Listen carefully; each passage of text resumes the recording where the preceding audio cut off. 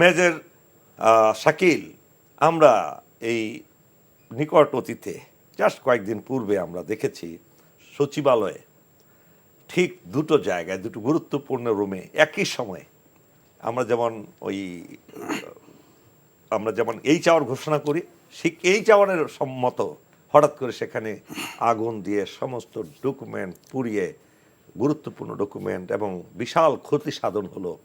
একটা তো হলো ইমেজের ক্ষতি, দেশের ইমেজের ক্ষতি, কেননা সেটা হলো আমাদের হার্ট সেন্টার, সেখানকার মতো জায়গাটা নিরাপদ নয়। এটা কি আপনি স্যাবোটাজ মনে করেন না নর্মাল একটি ঘটনা? স্যার, ধন্যবাদ আমাকে আমন্ত্রণ জানার জন্য। দেখেন, প্রথমে আমরা আগুনের যে ব্যাপারটা আছে এটাকে ক্যাটাগরাইজ যদি আপনি করেন, আগুন সাধারণত তিন প্রকার হয়ে থাকে। একটা হলো ন্যাচারাল ফায়ার, এটা বাংলাদেশের জন্য হলো আপনার থান্ডারিং এগুলোর থেকে হয়ে থাকে ন্যাচারাল ফায়ার। তো ওই দিন তো এটা হয়নি, ঝড় বৃষ্টি ছিল না, তো এটা আমরা বাদ দিতে পারি।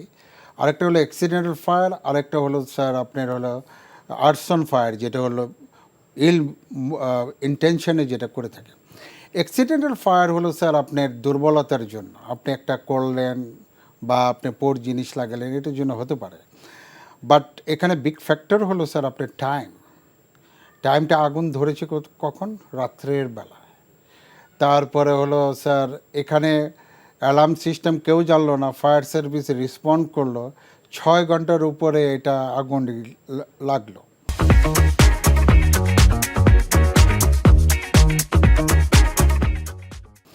তারপরে এটাকে আবার আগুন না নিভানোর আগেই আমরা বিভিন্ন তথ্য দিয়ে দিলাম, মানে অথরিটি যখন বলবে, যেমন আমি I had been in fire service civil defence 6 years, জীবনেও আমি কখনো বলি নাই যে আগুন এই কারণে ধরেছে বা এটা। কারণ যখনই আপনি বলবেন তখন উইদাউট মানে আপনার ইনভেস্টিগেশন, তখন কিন্তু অন্য খাতে কিন্তু এর প্রবাহিত হবে, মানে you are diverting the investigation team. তো এখানে অনেকগুলো কনোটেশন রয়েছে। এখানে কুকুর থাকবে কোনো একটা, কিন্তু বড় ধরনের একটি এরকম জায়গা, সচিবালয়ের এরকম জায়গায় 5 তলার উপরে কুকুর থাকবে, এটা খুব সুন্দর হেঁটে এসে কুকুর চেয়ারের মধ্যে অ্যাকসেপ্টেড। আর এখানে আগুন নিভানোর আগেই বলে দিল যে এটা শর্ট সার্কিট। আবার পরে 3 দিনের ভিতরে তড়িঘড়ি করে বলল যে এটা তো আগুনটা ধরেছে, এটার আলামত আমরা টেস্টিং কমিশন করতে দিয়েছি, বিদেশ থেকে আসবে, তো এটা হলো লুজ কানেকশনের জন্য শর্ট সার্কিট হয়েছে।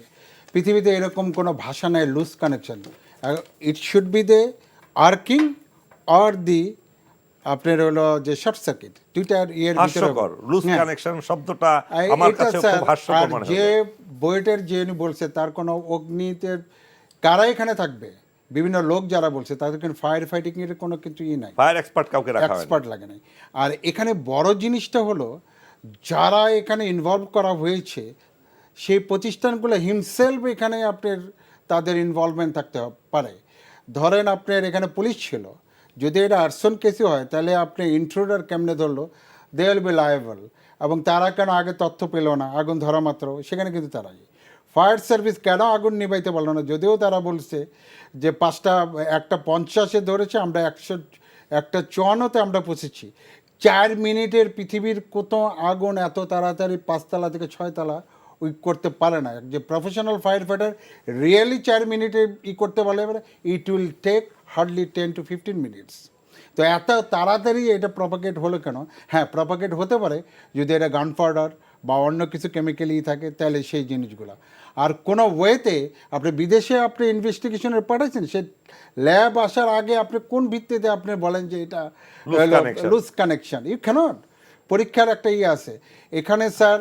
যে যারা আছে তাদের এই অগ্নি তৎপরতা জন্য ইনভেস্টিগেশনে যদি আইডিয়া না থাকে তাহলে সরকারকে বিব্রতকর অবস্থায় পড়বে। আমার যেটা রিকমেন্ডেশন এখানে ছিল যে এখানে একটা ইন্ডিপেন্ডেন্ট বডি থাকবে, all expertise should be board on that, electrical expertise, fire expertise, যারা যুদ্ধ করেছে করেছে, ইলেকট্রিক্যাল যাদের ভালো আছে, সেই সমস্ত লোক এখানে ঢুকবে। একটা অ্যাকামেডিশিয়ান, সে তার থিওরিটিক্যাল নলেজ আছে, তার কিন্তু প্র্যাকটিক্যাল নলেজ নেই স্যার।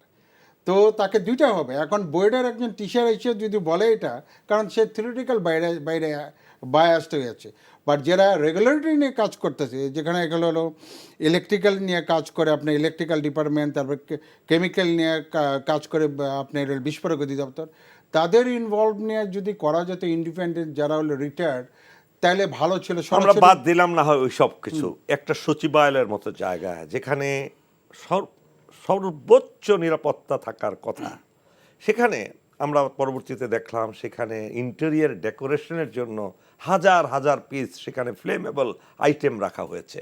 বাংলাদেশের মতো গরিব দেশে, এই চাষার দেশে, গরিব চাষা, কামার কুমার, শ্রমিক মজুরের দেশে, যারা দিন আনে দিন খায়, তাদের ট্যাক্স দিয়ে যেই সরকার চলে, সেখানে যেই বিলাসবহুল অফিস, বিলাসবহুল মানে আনন্দময় জীবনের যে ছোঁয়া, এটাকে আপনি কিভাবে বলেন? এটাও একটা কারণ নয় কি আগুন লাগার পিছনে? স্যার আগুন তো লাগবে, আগুন যেভাবে লাগলে পরে আগুনটাও প্রম্পটলি এটা প্রপাগেট করবে। স্যার আপনার যে এই ডেকোরেশন হলো খুব ডেঞ্জারাস। আমার একটা আগুন লেবাইতে যেখানে 1 ঘন্টা লাগার কথা, সেটা 17 ঘন্টা লাগছে, দ্যাট টু দিলকোষা প্রেসিডেন্ট ভবনের পাশেই। কারণ প্রত্যেকটা বোর্ডের ভিতরে ভিতরে আগুন ঢুকে গিয়েছিল। এই বোর্ডগুলোকে, এগুলো হলো হাইড্রোকার্বন আইটেম, সব কিন্তু কেমিক্যাল স্যার, এবং এটা হলো আগুনের জন্য পোলাও কোরমা বিরিয়ানি খাবার স্যার।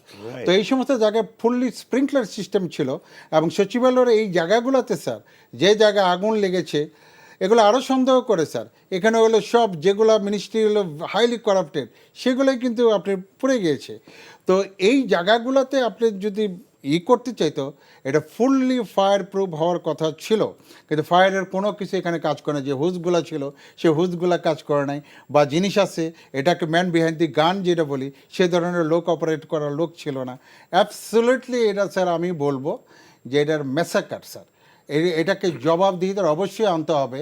যদি আপনি হুজ লাগিয়ে থাকেন, কেন এটা কাজ করে নাই? আপনি ডিটেক্টর লাগালে থাকলে পরে ফায়ার কেন আপনার এখন বলা হয়েছে তদন্তে 130-এ, কিন্তু ফায়ার বলছে 150-এ ধরছে, আমরা 154-তে করছি।